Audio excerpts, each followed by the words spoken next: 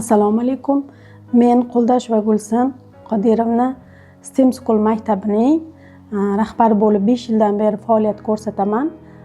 Faoliyatim davomida ko'p narsaga amin bo'ldimki, bizning maktabimizga sog'lom bolalar bilan bir qatorda nosog'lom farzandlarni ham ota-onalari xohlab, ya'ni sog'lom bolalar bilan o'qishni xohlab olib kelishadi va test imtihonlarni topshirib ko'rishadi.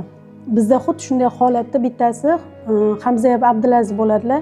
Bular maktabimizga kelganda psixolog suhbatidan boshlang'ich sinf rahbari testidan o'tganlar va bu bolani olish olmaslikni biz 50% o'ylab ko'rganmiz. Ya'ni sog'lom bolalar bilan qanaqa o'qib ketadi, ya'ni degan savol tug'ilgan va onasiga shunday shart qo'yganmizki, ya'ni siz agar biz bilan birgalikda, hamkorlikda, ya'ni maktab, psixolog hamda ona sifatida ishlab bersangiz, biz bolangizni olib o'qitamiz degan tavsiyani berganmiz. Onasi bularga rozi bo'lganlar va rozi bo'lish natijasida biz bu bolani maktabimizga qabul qilib, sog'lom farzandlar bilan birgalikda, o'quvchilarimiz bilan birgalikda o'qidik. Allohga shukrki, mana shu o'quvchimiz ota-onasini ko'magi bilan, o'qituvchisini yordami bilan, psixolog yordami bilan mana 4-sinfni a'lo baholarga namunali xulq bilan tugatib, 5-sinfda hozirgi paytda bizada o'qib kelmoqda. Sentyabrdan boshlab oylik nazorat baholari ham sog'lom bolalar qatorida juda ham yaxshi natijalarga erishib kelmoqda. Hozirgi paytda Abdulazizdan biz xursandmiz. Kelajakda mana shu Abdulazizni ota-onasi, ustozlari qo'llab-quvvatlagan taqdirda kelajakda bitta yaxshi inson, komil inson yoki bitta yaxshi kasb egasi bo'ladi degan umiddamiz. Biz bunaqa bolalarni o'qitishdan yoki bularga yordam berishdan charchamaymiz, chunki bu davlatimiz uchun, jamiyatimiz uchun, oilalar uchun juda katta natija deb o'ylaymiz. Rahmat. Assalomu alaykum. Men Abduqulova Matluba Hamzayev Abdulaziz oyisi bo'laman. O'g'lim muddatidan oldin tug'ilganligi sababli eshitishida o'sha juda problema bo'ldi. Ya'ni 3 yoshiga yaqin buni eshitmasligini biz bilib qoldik. Ya'ni ovozlari chiqmay, gap so'zlari chiqmadi. Baland ovozlarni eshitib, past ovozlarga umuman reaksiya qilmay javob bermadi. Keyin biz buni olib doktorlarga olib borib tekshirtirdik. Tekshirtirganimizda bunga bizga 3-4 daraja eshitmaslik aniq tashxisini qo'yib berdi. Keyin buni shu doktorlar orqali surdopedagog, logopedlarga ko'rsatib, o'sha ular bilan shug'ullanib 2019-yil ya'ni fevral oyida operatsiya qildirdi. Qaxlar implant qo'ydirtirdik.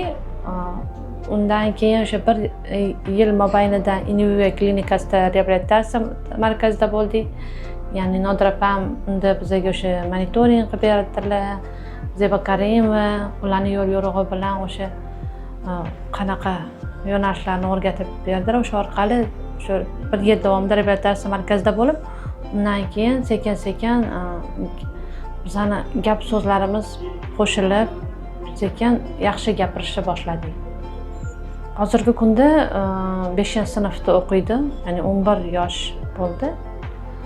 Hozirgi kunda bemalol o'rtoqlari, tengdoshlari, ya'ni tengdoshlari qatori bemalol oddiy maktablarga borib gapiradi, o'qiydi. O'sha maktablarda o'sha darslarni o'zlashtira oladi. Suzishga boradi, bo'sh vaqtlarida suzish yaxshi ko'radi. O'sha suzishga boradi. Ya'ni qo'shimcha ingliz tilini o'rganadi, ya'ni robotexnikani juda yaxshi ko'radi. IT sohasini juda yaxshi ko'radi. O'zi narsalar yasaydi o'sha robotexnikadan, o'zi bilan shug'ullanadi. Ko'proq chizishni yaxshi ko'radi, rasmni chizishni yaxshi ko'radi. Hozirgi kunda yaxshi, bemalol tengdoshlaridan hech qachon ortda qolmasdan bemalol ular bilan baravar o'zlashtirib kelyapti. Buni men hech qachon operatsiya qilganimdan afsuslanmayman. Operatsiya qildirganimdan shu boshida qarshiliklar bo'lgan. Adamza yo ertaga nimadir nuqson bo'lib qolsa-chi deganda, yo balki yaxshi bo'lib ketar, undan-da yaxshi gapirib ketar deb qildirtirgandik. Allohga behisob shukr, yaxshi, haqiqatdan yaxshi gapirib, yaxshi bo'lib, bemalol tengdoshlaridan hech qachon ortda qoldirmay, sog'lom bolalar qatorida kelyapti. Bundan afsus qilmaymiz, chunki eshitadi, gapiradi, tushunadi. Tushunib, aqli bilan eshitib, fikrlab o'sha ishlarini qila oladi. Yaxshi o'qiydi, o'qishlari yaxshi. O'zi bemalol o'sha o'qib, tushunib, hamma darslarni o'zi qiladi. O'zlashtirishlari ham yaxshi. Shu ustozlari yordam beradi, men yordam beraman. Nima ekan o'zi yaxshi o'zlashtiradi. Shu bolalardan ortda qolgani yo'q. Suzishga ham bemalol o'zi suzib bemalol boradi. Shu apparati bilan bo'lsa ham o'zi borib suzishlarga borib kelardi. Alhamdulillah yaxshi hammasi hozirgi kunda. Oldin suv beringdi, sal imoshara bilan qilardi yoki qo'li bilan ko'rsatib uva ber anaqa qilardi, ko'rsatardi. Apparat taqqandan keyin yo'q, suv bering, oyim, oyi degan so'zlarni aytmasdan, oyim, adam, hamma so'zlarni bemalol gapirib, suv bering, oyi, oymomo degan so'zlarni, keyin so'zlarni bir-biriga oldin bitta so'z gogoda aytgan bo'lsa, keyin so'zlarni qo'shib gapirdi. So'zlarni bemalol qo'shib gapirib ketdi. So'zlarni gap tuzoldi bir-biriga qo'shib. Birinchi so'zlarida eshitganimda o'sha oymomo, oyi, oymomo deganlarida o'sha bunda o'sha to'liq gapirishlarini eshitganimda o'zimda juda hayajon bo'lgan, chunki o'sha gapiryapti. Keyin so'zlarni to'liq eshitib gapirayotganiga ham xursand bo'lganmiz. Shuning uchun ham afsus qilmaymiz. Operatsiya qildirganimizdan shu kohlar implant bilan bemalol bolalar gapirib ketadi. Agar kohlar implant qildirmoqchi bo'lgan ota-onalar o'ylanib, nimadir nuqson bo'ladi yoki kelajakda nimadirga ta'siri bor deb o'ylab yurgan bo'lsa, men maslahat berardim, shularni qildirsin. Chunki bola qachondir eshitmay qolgandan ko'ra eshitadi, gapiradi, so'zlay oladi. Tengdoshlari qatorida yuradi. Oddiy maktablarda o'qiydi. Sizni tushunadi, eshitadi. Sekin gapirsangiz ham eshitadi. Unga baland ovozda gapirishingiz kerak emas. Bu maslahatim onalar qildirishi kerak bu operatsiyani. Agar shu kohlar implantga o'ylanib yurgan bo'lsa, qildiraylik deyman. Chunki apparat bilan oddiy anaqalardan ko'ra bu xuddi sizdagi, mendagi sog'lom odamdagi eshitib, bemalol sizga javob bera oladi. Foydalari juda ko'p deb o'yladim, chunki bemalol gapirdi o'g'lim, eshitdi, tushundi. Hech qachon afsus qilmayman. Mana 6 yildan oshdiki, hozirgacha afsus qilmayman, chunki hamma narsani yildan yilga tushunib, anglab yetib boryapti. Tengdoshlari qatorida yuribdi, balki ulardan bir xil anaqalarda oldindadir. Chunki tiq etgan ovozni ham eshitib sizga tushuntirib bera oladi.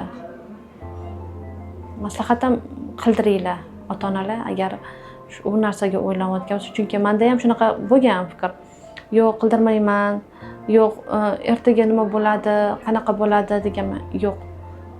Xo'jayinimlar yo'q deganlar, keyin yo'q, ertaga rezko eshitmay qolgandan ko'ra, tasodifan bir nimadir bo'lib shamollab eshitmay qolgandan ko'ra, to'liq apparat bilan bemalol eshitib, sizni tinglab javob bera oladi.